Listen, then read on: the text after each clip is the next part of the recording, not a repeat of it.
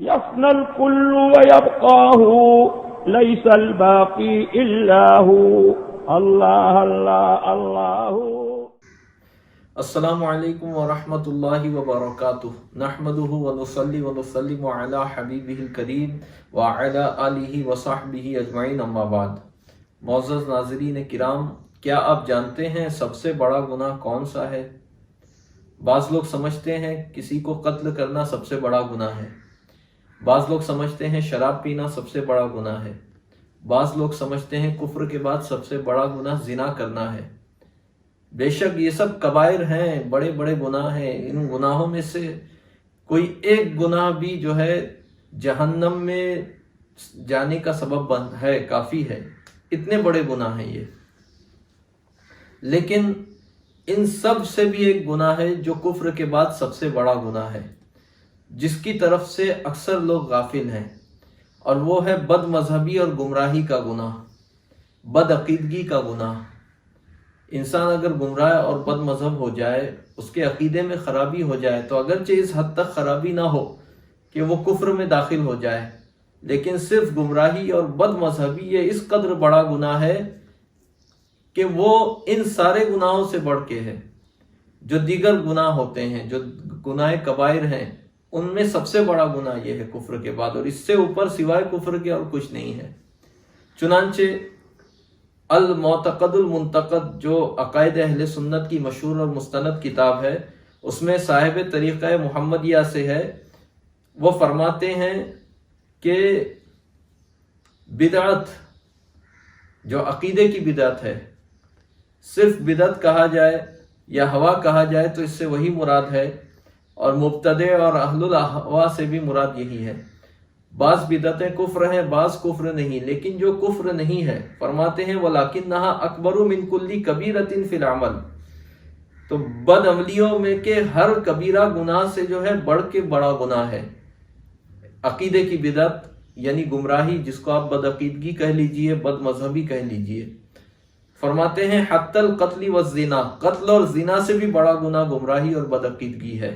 وَلَيْسَ فَوْقَهَا إِلَّا الْكُفْرُ، اور گمراہی سے اوپر سوائے کفر کے اور کوئی گناہ نہیں. یعنی کفر کے بعد سب سے بڑا گناہ گمراہی ہے، وہ گمراہی جو کفر نہیں، بد عقیدگی بھی جسے کہا جاتا ہے. اسی طریقے سے حضرت سیدنا امام غزالی رحمۃ اللہ تعالی علیہ نے اپنی کتاب منہاج العابدین میں توبہ کے بیان میں اسے بیان فرمایا لَكِنَّ جَمِيعَ هَذِهِ الْمَعَاصِي الْفَرْعِيَّةِ كُلِّهَا بِمَنزِلَةٍ وَاحِدَةٍ وَهِيَ دُونَ مَنزِلَةِ الْبِدْعَةِ، کہ تمام بڑے گناہ، چوری کرنا، ڈاکہ ڈالنا، جھوٹ بولنا، زنا کرنا، یہ سارے گناہ گمراہی کے گناہ کے نیچے ہیں. فرماتے ہیں آگے وَهِيَ دُونَ مَنزِلَةِ الْبِدْعَةِ وَمَنزِلَةُ الْبِدْعَةِ دُونَ مَنزِلَةِ الْكُفْرِ. اور بد عقیدگی اور گمراہی جو ہے یہ کفر کے بعد ہے، اس سے اوپر پھر کفر ہے. تو سب سے بڑا شدید شنیع جرم کفر ہے، اور کفر کے بعد سب سے بڑا گناہ گمراہی اور بد مذہبی ہے، وہ بد مذہبی اور گمراہی جو کفر نہیں ہے. پھر اس کے بعد دوسرے سارے کبیرہ گناہ آتے ہیں. تو علماء اور ائمہ کرام کی ان تصریحات سے یہ واضح ہو گیا کہ سب سے بڑا گناہ یہ گمراہی ہے، بد مذہبی ہے. اور یہی وجہ ہے کہ قرآن مجید میں اللہ تعالیٰ نے بد عقیدگی کو دل کا مرض کہا، جیسا کہ سورہ بقرہ کی آیت نمبر 10 میں ارشاد فرمایا فی قلوبہم مرض فزادہم اللہ مرضا. ان کے دلوں میں مرض ہے، بیماری ہے. بد عقیدگی کو اللہ نے بیماری، دل کی بیماری فرمایا. ان کے دلوں میں بیماری ہے تو اللہ نے ان کی بیماری کو اور زیادہ کیا. وَلَهُمْ عَذَابٌ عَلِيمٌ بِمَا كَانُوا يَكْذِبُونَ، اور ان کے لیے آخرت میں دردناک عذاب ہے، بدلہ ان کے جھوٹ کا. تو یہ بات ہے اللہ کی بارگاہ میں اتنی مذموم اور بری چیز ہے بد عقیدگی اور گمراہی. حضرت امام ابن حجر مکی رحمۃ اللہ تعالی علیہ نے اپنی کتاب الصواعق المحرقہ میں چند حدیثیں نقل کی ہیں بد مذہبوں کے بارے میں. ان میں سے 2-3 حدیثیں آپ حضرات کے پیش نظر ہیں، آپ حضرات کے سامنے ہم پیش کرتے ہیں.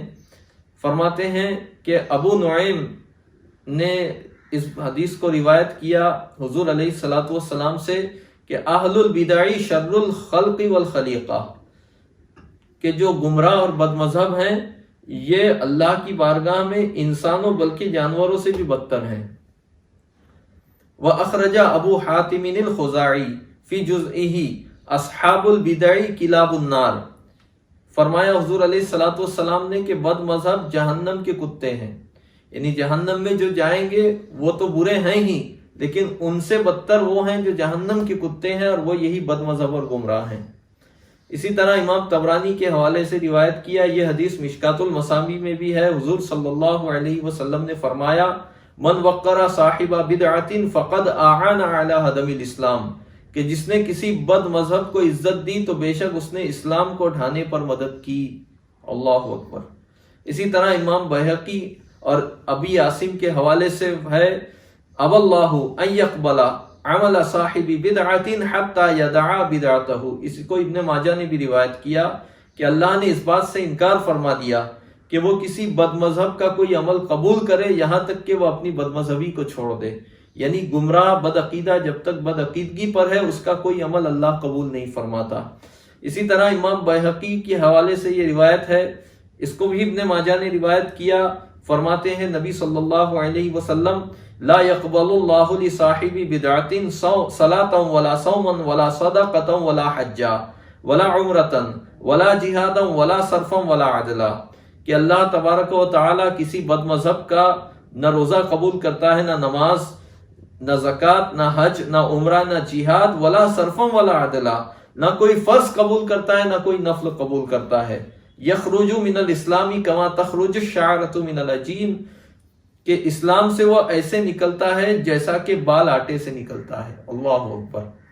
تو بد مذہب اور بد مذہبی کی مذمت کے لیے اور اس کی شناعت کے لیے میں سمجھتا ہوں اتنی تفصیل آپ حضرات کو کافی ہے۔ اب آپ حضرات غور کریں، بہت سارے لوگ ہیں جو شراب نوشی سے نفرت کرتے ہیں اور وہ شرابیوں کو بھی اپنے قریب آنے نہیں دیتے کہ کہیں ان کی صحبت کی نحوست نہ ہو۔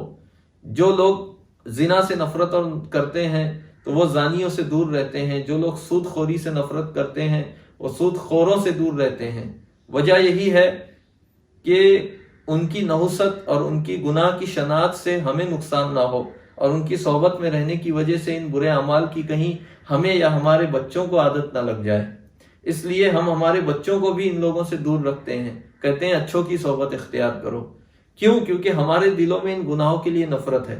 آدمی کے دل میں جس گناہ کے لیے نفرت ہے اس گنہگار سے بھی وہ دور رہے گا۔ اگر وہ اس گنہگار کے ساتھ اٹھتا بیٹھتا ہے اور اس کو گناہ کرتا ہوا دیکھتا بھی ہے مگر اس کے ماتھے پر بل نہیں آتا، تو اس کا یہ مطلب ہے کہ اس گناہ سے بھی اس کے لیے دل میں کوئی نفرت اور شناعت نہیں ہے۔ لیکن جو لوگ ان گناہوں سے نفرت کرتے ہیں تو ان گنہگاروں اور ان فساق و فجار سے بھی دور رہتے ہیں۔ اور بھی آپ حضرات نے جانا کہ سب سے بڑا جو گناہ ہے، تمام کبیرہ گناہوں میں سب سے بڑھ کر جو گناہ ہے جس کے اوپر سوائے کفر کے اور کچھ نہیں، وہ بد عقیدگی، بد اعتقادی، گمراہی، بد مذہبی ہے۔